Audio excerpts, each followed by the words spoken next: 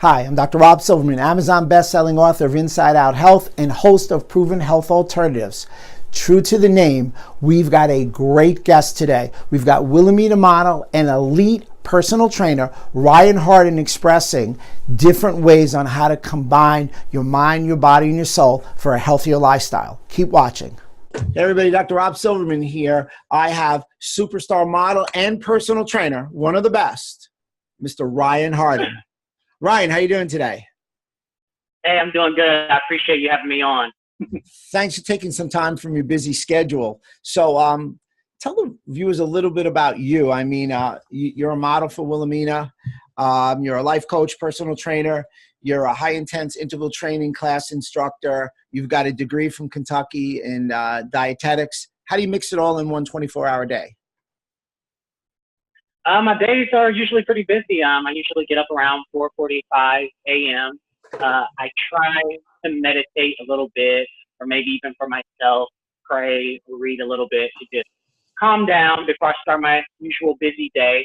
And then after that, usually I head out after breakfast, and I'll start my day training clients. In between that time, I'll maybe work on my website. I have a lot of online clients or emails that I'm answering.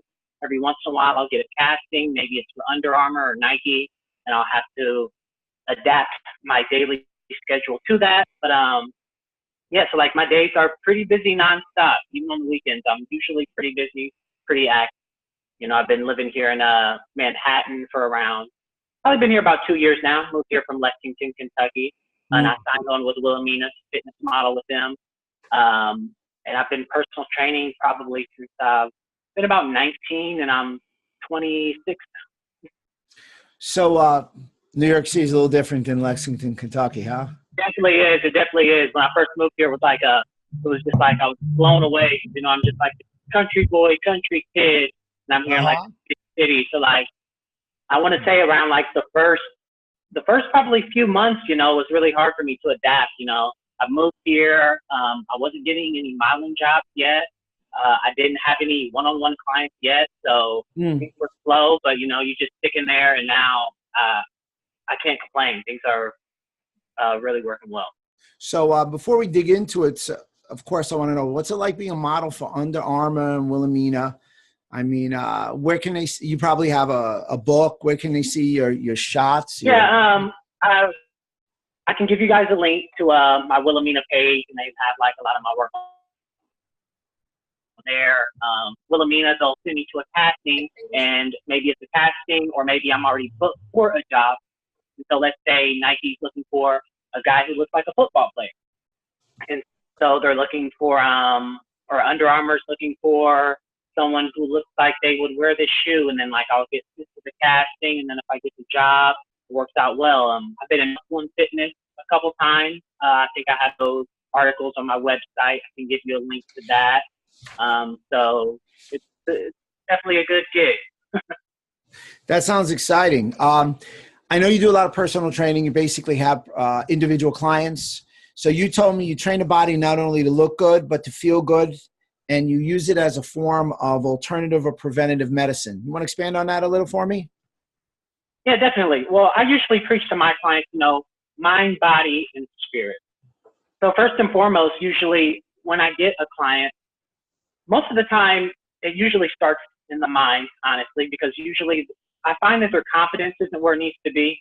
And it's almost as I'm training this client, I'm building up their mind, almost like, I want to say a counselor. You know, I'm constantly telling them, hey, you can do this, you got this. And then as their mind expands, their body just follows with it. And throughout the sessions, you know, sometimes I become more of a counselor with, you know, if I'm seeing this person 5 times a week, sometimes, you know, we build rapport, and they have problems in their daily life, you know, who they're talking to me about them. And so we knock back and forth. And what I find is, let's say I have a client who's a little bit overweight, and they're telling me that their doctor wants to put them on maybe, I don't know, different types of drugs to help with like maybe their blood pressure.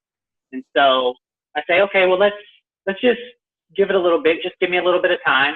And then over time, when they go back, get their blood work done, you know, it prevents them from having to do those extreme methods, you know. And so personal training is sometimes it's underrated, if you really put the time into it, you have a good personal trainer, or I'll even say life coach, someone who can guide you in the right direction, mentally, physically, and even sometimes emotionally. There's a lot of benefits. I agree. I mean, your trainer is sort of like your bartender, the barber, and your personal trainer, because you can Right, I know. unload on them in that hour. And I think everybody needs one, because it doesn't matter how much you still need to be pushed. You need to be analyzed, make sure your movement is good, just as a review. And a lot of people don't know the things that, even if they're knowledgeable, some people aren't knowledgeable and they need that help. And with America just being overweight and not exercising or exercising right, I mean, that's why you're in such high demand. I noticed you said something also, herbalism as a form of medicine. Again, you want to give me a little Right. insight to that? That's pretty cool.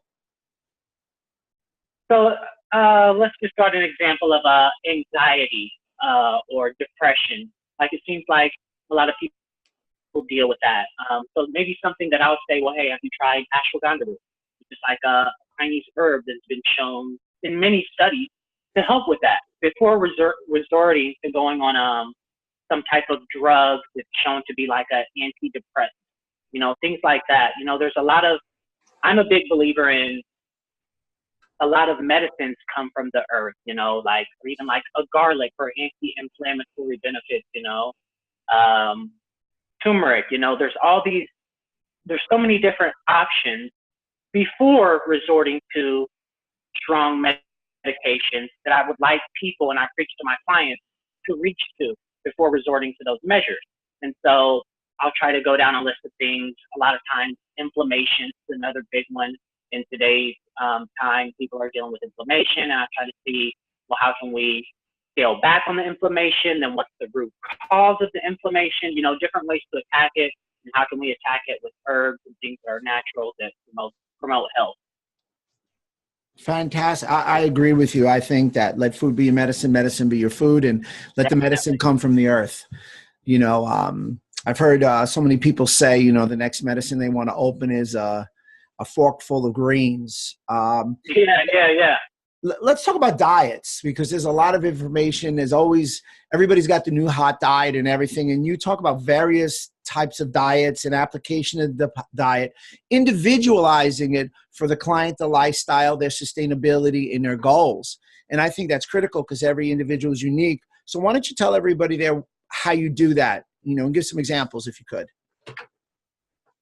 So usually when a client comes to me, I always like to have an assessment. So I never have one diet to fit anyone. And if you're dealing with a trainer or anyone who tells you, hey, this is the diet that you need to be doing, without asking you any questions, to me, that will be a red flag. So questions being, all the way down to how many bowel movements are you having a day? What times do you wake up? How stressed are you? All these different things. What's your diet history? Do you have a lot of cravings for sugar? Inflammation? Are you an athlete? Do you compete intensely? What are your goals? And then the next thing I'll try to do, figure out something that can be sustained. So let's say someone wants to try a keto diet, or their friend did a keto diet and it worked for them. And so after we talk about maybe some of the pros and cons of that, I'll see if I think that's something that they can sustain. If they're constantly, if it's not anything that you can sustain, then you're not going to reach your goal, if that makes sense. So a lot of people sometimes get so caught up in this calories in, calories out, or this diet came out, or maybe I need to try this, or my friend said no carb, or maybe high carb, and they're not really working on what works for them, what's in context for them, instead of just looking at some new fad where someone's just trying to sell you on the next best thing, or they try to repackage something that was from the 1990s that just, it's been around now. Yeah, so I agree with you. I mean, so many questions. Keto is a great one because it's hot, it's in the news, Mediterranean, all these. Do you have any hard and fast rules for the people like, hey, I want to get in touch with him. I can't get down to see him in 3 weeks. What can I do right now? Like 3 things that they could do to help their dietary approach. So usually when I talk to a client, I try to figure out what their goal is. And then almost when I say mind, body, and spirit? What's driving them towards that goal? Like, is it pleasure? Is it a fear of something that's trying to make them reach that goal? And then so once I figure that out, I usually start by trying to implement small things gradually. Because usually what I've found is instead of me coming, okay, we're going to change all this, sometimes it overwhelms clients and it's almost like they give up. So if I say, okay, for this first week, we're going to cut back on this and that.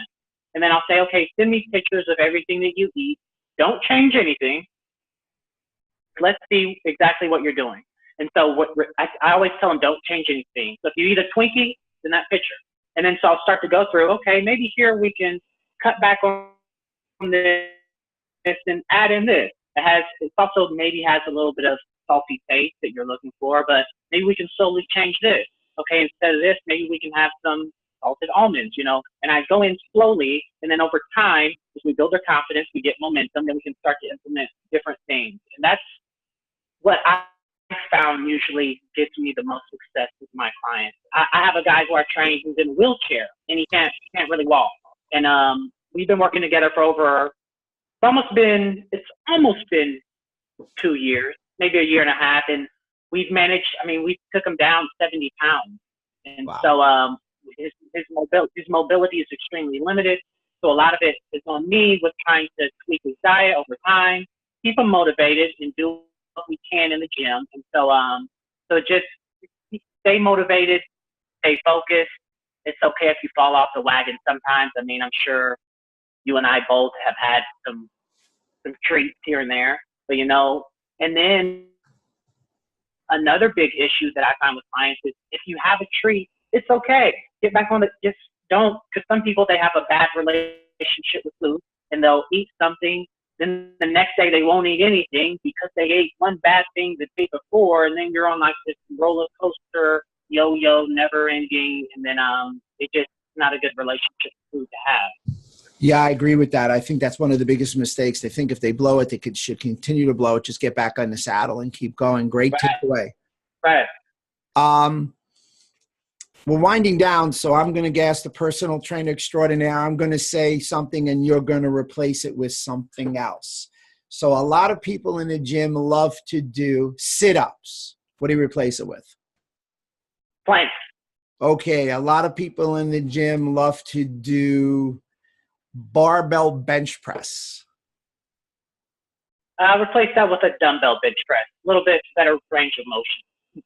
Okay. How about replace soda, diet or regular soda? What would you replace that with? What would I replace diet or regular soda with? Yeah, soda. You mentioned soda before. What do you replace soda with? Replace soda with water. Outstanding. Making excuses why not to go to the gym. What do you replace that with? Turn on a motivational video. There you go. And the last one is how many days it's more of a question as a replace. How many days a week do you think you need to exercise to start getting healthy? I know it's individual, but couch potato. I'd say 3 to 4. Outstanding. And how can they get in touch with you?